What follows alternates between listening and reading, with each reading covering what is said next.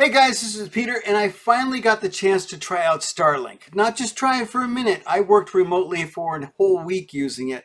I took the family up to Lassen National Park, and well, that's in Northern California, and that red area is because, well, there was a fire there a couple years ago. So this was the Dixie Fire, and yeah, it devastated a lot of Northern California. You probably heard of Paradise, that was the same fire.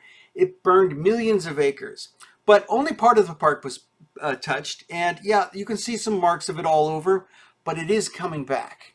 And there are some super blooms out there, and it's just beautiful to see how resilient it is. It came back beautifully. There's still some beautiful hikes, still some beautiful scenery up there, and we had a really good time. Now, what I thought was most amazing was that Starlink is the way to get the internet up there. They were able, disasters happen all the time now. Starlink enables these areas to come back really quickly. You put in a Starlink, you point it at the sky, you replicate it, and boom, you have coverage. There's still snow up there, which made for some beautiful creeks and streams that are flowing like they haven't in years. And yeah, some great hikes. And that is Mount Shasta in the background. So that's a beautiful hill, and that's just look at all the snow on that thing. It's July. So that we climbed to the top of that hill. And as you can see, there's not a lot out there, but beautiful views and vistas everywhere, but not a lot of homes. However, Starlink was there, and I was able to get some bandwidth and work with it.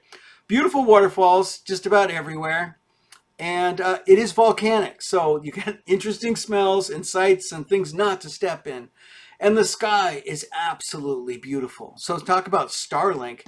Stargazing is one of the things they do up there, because you can just lay down. There's almost no lights because there's no population around there, and you can actually see the Milky Way.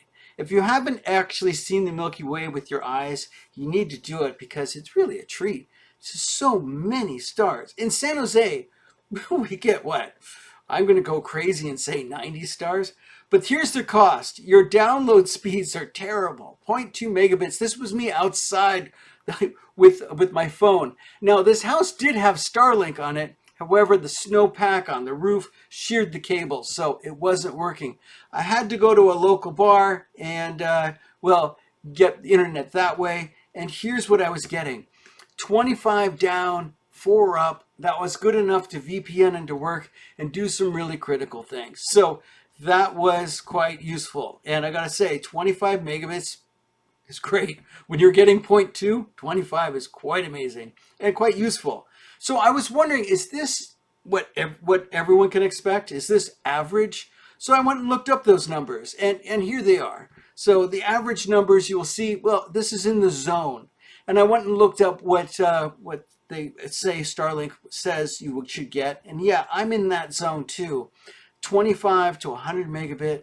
And I gotta say, it was pretty good. Here's another YouTuber from Australia getting 27. But here's the big story, and that is the Earth is huge and there are dead spots. So Starlink is quite useful. Whether your area has been ravaged by natural disaster or by war, Starlink's going to allow you to eliminate dead spots, and T-Mobile is working with them. T-Mobile is very forward thinking. They killed it with home internet, getting mid-band frequencies, when Verizon spent $54 billion chasing after high-speed things that need to be replicated. Hey, I just tried out this smart car kit and was able to take it all the way up to Lassen. My kids now want one for their cars as well. It takes your phone and gives you, well, music and step-by-step directions right in front of you, easy to see.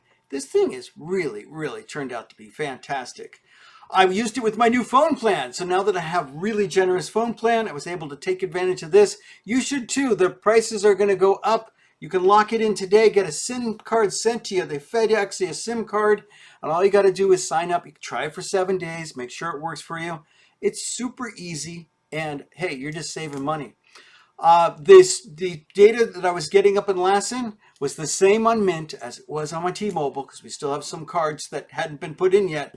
But that was just fantastic. I love having more data, and getting a killer price on it is a great deal. Today's the last day. Order a SIM card. You can follow my link, order a SIM card, lock it in for $15, even on unlimited, for 3 months. And then it goes back to the prices you saw that were crossed out.